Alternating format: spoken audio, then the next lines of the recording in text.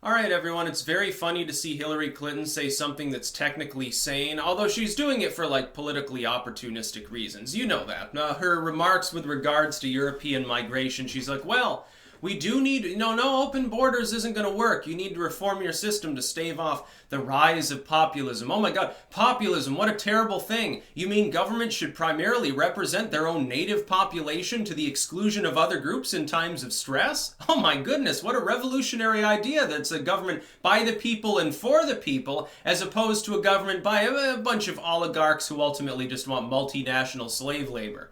That's really what globalism is, and Clinton is doing the thing that some of Eastern Europe is doing with regards to the European experiment, so-called. To begin with, it's like, I've mentioned this, Poland and the Czech Republic and some of these nations that have stood against, the European Union abusing Hungary.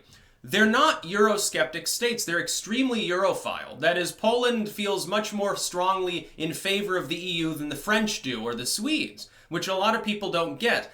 But the way in which they want to hold that union together is by not being aggressive to its member states, which is the opposite of what Merkel and Hollande want to do, the opposite of what Brussels has done now for a number of years. Their reaction to the Eurosceptic movements and to populism and nativism and nationalistic uprisings is to try to crush them. That's the way of German politics specifically. Now you know who's in charge really of Brussels. It's a bunch of German oligarchs. Their response inevitably is going to be the same. Kick some skulls in, slap sanctions on groups, spy on people, and basically be totalitarian and dystopian.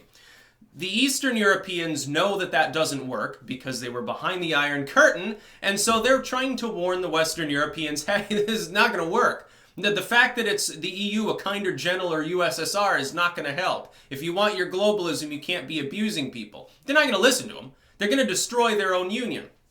But I hear Clinton come out and say, well, open borders is not the way of the future. You need to reform the system, otherwise populism will rise. She's not wrong. Populism is rising in part because of the migrant crisis. It's very funny to see the label refugee affixed to some of these groups of people. No, most of them are not from the Syrian war zone. And most of Syria now is more calm. Assad has managed to restore control to most parts of Syria, at least. These people should begin filtering back and rebuilding their lives. They should, ultimately, you should stand and fight if you have the ability to do so. Stand and fight. It's like these Honduran migrants, these economic migrants. Stay in Honduras and protest your shitty socialistic government and reform things there, and you won't need economic migration. That's populism. It's nativism. What the fuck is wrong with that? Anyone can do it. Some African nation, some European nation, the US, Canada, Australia, Zimbabwe. It doesn't matter. Make your own lives better. It's your fucking homeland. Some of your ancestors have been there for 500-600 years. Sometimes more. So some of these European people, they're living on the same fucking farm their families held for 1,000 years. Yes, but let me just uproot myself because, I'm sort of urban and hip and I don't want to do the farming thing anymore. Fuck my ancestry. Fuck tradition and all that shit. Wonderful world you live in, isn't it? International travel comes with so many expenses. It's such a double-edged sword. You've got the problem of epidemics. You've got displacement. You've got people following along wherever economic opportunity is and then filling in there, creating a new culture and potentially fucking around with the old one. It's a crazy world we live in, and it has been basically since the mid-1800s. It's accelerated now because you also have world communication in the decentralized sense. Clinton's not wrong, but the reason that she's saying this is to score brownie points. To look like the sane person in the room, really. And the globalists over in the EU, they can't take her advice. They can't reform the immigration system of Europe. How are they going to do that? All their multinational donor buddies, they want slave labor. That's ultimately what they want. They do want displaced people. Some displaced migrant from Afghanistan isn't going to expect the same kind of economic bonuses that a person that's native German or native Swede is going to expect.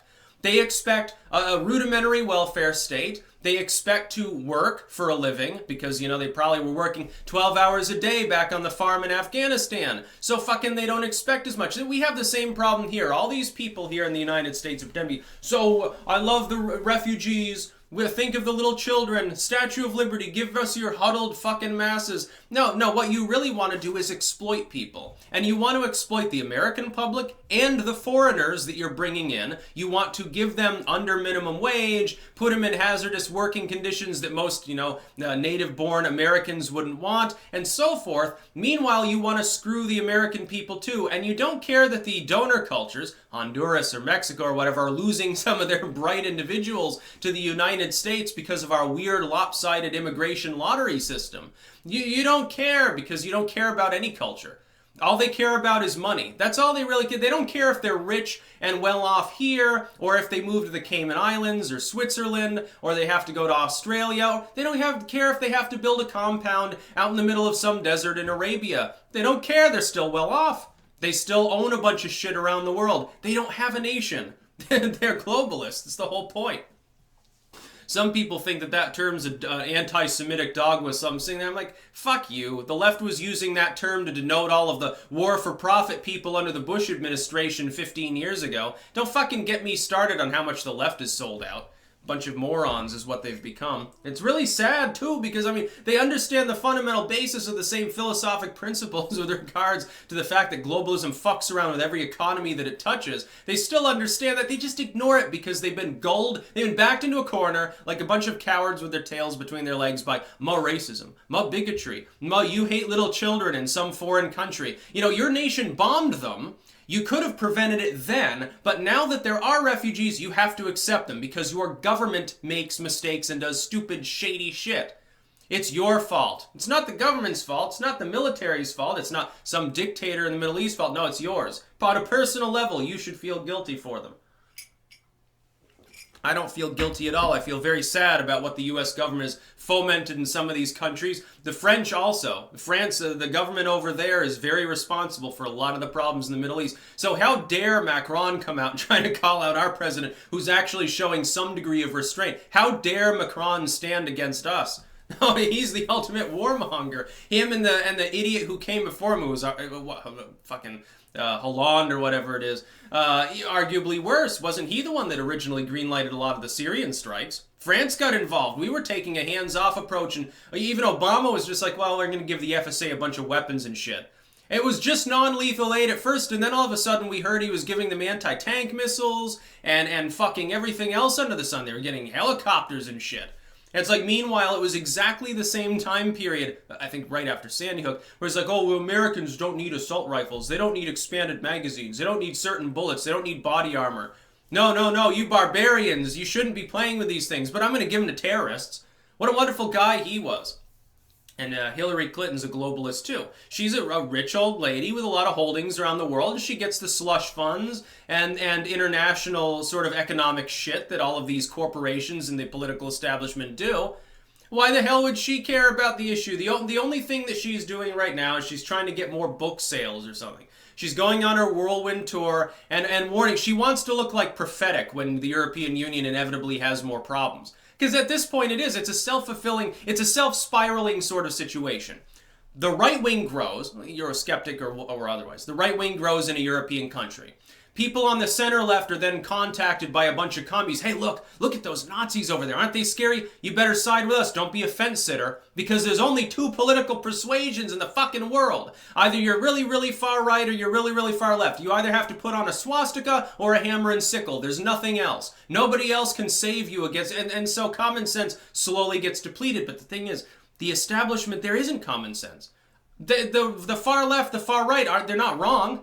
They've depleted their common sense. They're just a bunch of globalists trying to enslave everyone. Arguably worse than both fringes. Yes, they're arguably worse than some fucking communist movement. At least that'll eventually destabilize itself and fall out of existence because of economic mismanagement, after they purge millions of people, but eventually they disappear. The current EU, it's like this weird bastardized interventionist system that's just so bureaucratic. Have you ever seen the movie Brazil? Ironic to invoke Brazil in this. Mid-80s dystopian British film. Kind of funny at times, but in a little bit of absurd surrealism. Definitely you should watch it. Very, very good movie. I believe it's based on a book of the same name, if I remember correctly, although it may have been a different one.